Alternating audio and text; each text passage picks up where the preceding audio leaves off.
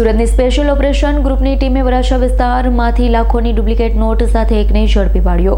Surat police commissioner Anupamsinh Gehlot દ્વારા દેશના અર્થતંત્રને ખોખલું કરવા બનાવટી ભારતીય ચલણી નોટ લાવી સુરતના માર્કેટમાં ફરતી કરતા ઈસમોને ઝડપી પાડવા આપેલી સૂચનાને લઈ એસઓજીની ટીમ પેટ્રોલિંગમાં હતી, ત્યારે પીઆઈ એએસ સોનારાની ટીમના એએસઆઈ ઇમ્તિયાઝ તથા અરનામ હેડ કોન્સ્ટેબલ જક્ષીને મળેલી બાતમીના આધારે વરાછા વિસ્તારમાંથી નકલી બનાવટી ચલણી નોટ સાથે પરેશ પુનાભાઈ હડિયાને ઝડપી પાડ્યો હતો। તેની ઝડપી લેતા તેની પાસેથી 5,05,000ની નકલી નોટો મળી આવતા તેના વિરુદ્ધ કાયદેસરની કાર્યવાહી હાથ ધરી હતી।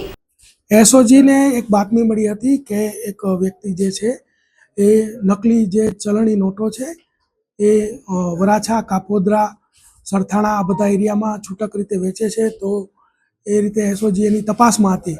તો ગઈકાલે જ એસઓજીને તપાસ દરમિયાનમાં જે મિની રોડ વરાછાની અંદર બેગમાંથી એક વ્યક્તિ જે છે જેનું નામ છે પરેશ હડિયા, જેને 5,05,000 દરની નોટના મુદ્દામાલ સાથે ઝડપી પાડેલ છે।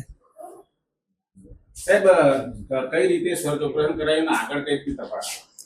આ જે વ્યક્તિ છે એને ઝડપી અને ત્યારબાદ પૂછપરછ કરવામાં આવતા ખબર પડી કે આ 500 દરની નોટો છે એકદમ હાઈ ક્વોલિટી પ્રિન્ટિંગની કરવામાં આવેલ છે, પરંતુ એક જ સિરીઝના નંબરવાળી છે અને એને પ્રિન્ટ જે સારી ક્વોલિટીના પ્રિન્ટરથી પ્રિન્ટ કરી અને બજારમાં આ લોકો જ્યાં ભીડભાડવાળી જગ્યાઓ હોય કે કોઈ પાનના ગલ્લાઓ હોય કે કોઈ શાકભાજીની લારીઓ હોય ત્યાં આ લોકો છૂટક રીતે વેચાણ કરતા હતા।